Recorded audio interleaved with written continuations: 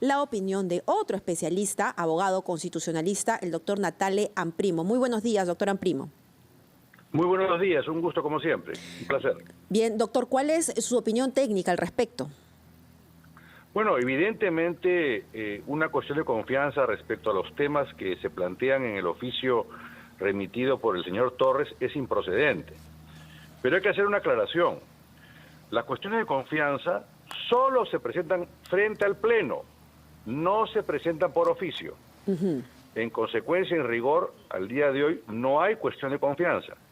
Hay un pedido para que sea invitado el presidente del Consejo de Ministros para plantear allí, en el Pleno, una cuestión de confianza sobre los temas que ahí menciona. En consecuencia, yo lo que haría si fuera presidente del Congreso es le enviaría un oficio al presidente del Consejo de Ministros a efectos que, para dar trámite a su pedido, adecúe el mismo a lo que dispone la Constitución con la ley interpretativa como el reglamento del Congreso. Porque, ojo que el reglamento del Congreso señala que formulada la cuestión de confianza en el Pleno y antes de que ésta se vote, puede ir esto a la Comisión de Constitución.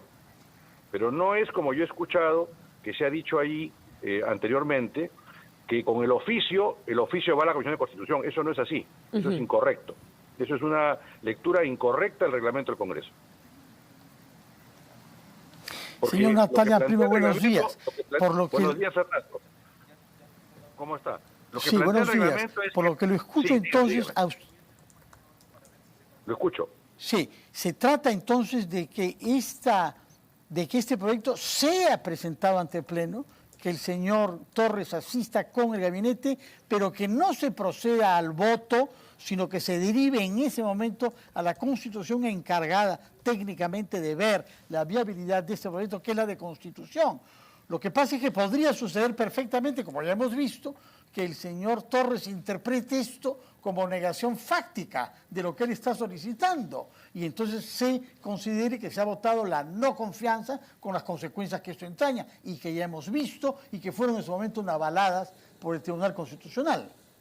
Bueno, no solo por el tribunal, sino por mucha prensa también. Pero hay que decirlo que eso ya no procede ahora, porque hay artículo expreso que ha sido, además, reconocido en su constitucionalidad por el Tribunal Constitucional, que indica que ya no procede la llamada denegatoria fáctica. O sea que eso hoy día no tiene viabilidad porque existe una ley que, como le digo, ha sido ratificada en su constitucionalidad por el tribunal, que cierra esa puerta, que nunca debió de ser abierta, dicho sea de paso, pero que la cierra frente a la circunstancia ocurrida que usted menciona. Lo que le explico es lo siguiente. El oficio que envió el señor Torres debería ser materia de una respuesta por el presidente del Congreso, indicándole que para efectos de tramitarlo, adecúe su pedido a lo que dispone la ley que le menciono y el reglamento del Congreso.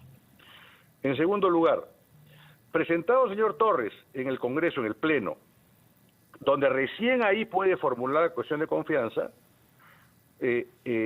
antes de que se vote la cuestión de confianza, se debería remitir el tema a la Comisión de Constitución, conforme al reglamento, el artículo 86, que habla de la cuestión de confianza facultativa, y la Comisión debería opinar que es improcedente, en cuyo caso será esta rechazada. Ese es el trámite, o sea, no se remite a la Comisión de Constitución el oficio, porque el oficio no es la cuestión de confianza.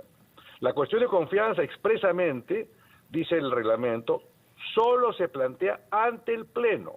En consecuencia, el trámite que está ahí mencionado es una vez planteada la cuestión de confianza y no un oficio en el cual pide se le cite. Pues. Doctor Amprimo, si la salida, si esto finalmente, como usted y muchos especialistas lo indican, es improcedente, ¿cuál podría, y siendo ratificada esta ley que pretenden derogar por el Tribunal Constitucional, cuál sería la salida legal del Ejecutivo para lograr su cometido? No, es que el Ejecutivo tiene que adecuar su conducta a lo que dice la Constitución y la ley. No es que, como yo tengo un objetivo, yo tengo el objetivo de meterme a su casa. Entonces, como no tengo la llave, rompo la ventana, me meto por la claraboya. No se puede. Tiene que adecuar su camino a lo que dispone la Constitución y la ley. Y el Ejecutivo no puede exigirle en esta materia que el Legislativo ceda y derogue la ley. Máxime si lo que podría haber hecho el Ejecutivo es cuestionarla constitucionalmente, pero ya se hizo y el Legislativo ganó esa acción de inconstitucionalidad. Ahora, si lo quiero, Entonces, ya la lo ley quiero llevar no un es poco, incuestionable. sí, lo quiero llevar un poco al ámbito político, porque, a ver, yo supongo que los asesores, los ministros, en fin, debe haber alguien en el Poder Ejecutivo que haya advertido esta situación. Es decir, no es ignorancia. ¿Hay algún cálculo pues, aquí? Bueno, mire, para nadie es un secreto que el Poder Legislativo no es, pues, diríamos, un mar de rosas, ¿no? Entonces se enfrenta el Ejecutivo se enfrenta a un Poder Legislativo que no tiene la mejor impresión y además le recuerda, pues, que no trabaja oportunamente, cambia un poco la agenda, porque ya no hablamos de los agravios del señor primer ministro, sino hablamos ahora de la cuestión de confianza.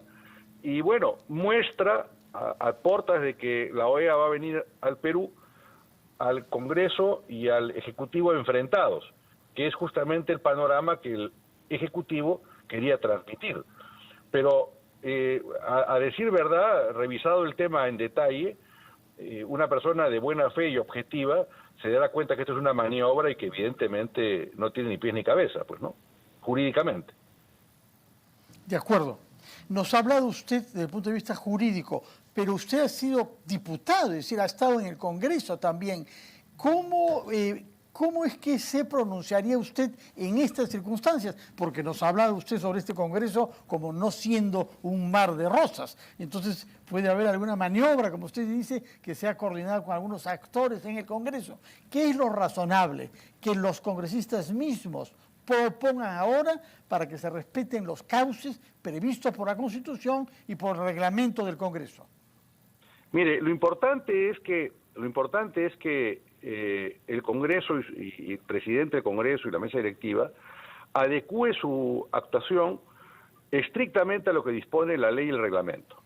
Digo esto porque recordarán ustedes cuando fue presidente del Consejo de Ministros Salvador del Solar y el entonces presidente del Congreso, entre comillas, por cortesía, se salió del reglamento del Congreso, permitió una serie de actuaciones, inclusive que irrumpa el presidente del Consejo de Ministros un poco por la fuerza al Pleno, con los resultados que todos conocemos. El presidente del Congreso no está allí para hacer mi simpatía, está allí para hacer cumplir el reglamento y defender los fueros parlamentarios. En consecuencia, debe adecuar su comportamiento y su actuación a lo que dispone el reglamento. Y si la ley y el reglamento establecen que estas materias no son procedentes, debe simplemente contestar el oficio que ha recibido y decirle que a efectos de tramitarlo debe adecuar el mismo a los márgenes que establece la Constitución, la ley y el reglamento. Si eso no ocurre, el tema quedará ahí, pues quedará como un oficio más que llegó y quedará ahí, porque ya no puede el presidente del Consejo de Ministros hacer la interpretación absurda e indebida de la denegatoria fáctica que lamentablemente generó el señor Vizcarra con todos los perjuicios que le ha traído al país y que seguramente hoy día muchos se darán cuenta que era indebida, pues, ¿no? Doctor Amprimo, le agradecemos mucho por aclararnos este asunto desde un punto de vista técnico legal. Queda claro entonces, tal como lo hemos conversado con usted, como con el doctor Alejandro Rospigliosi, que esta solicitud del Ejecutivo es improcedente. Muchísimas gracias, doctor Amprimo. Son las 8:31, hacemos la pausa para escuchar la actualización de los titulares. Ya volvemos.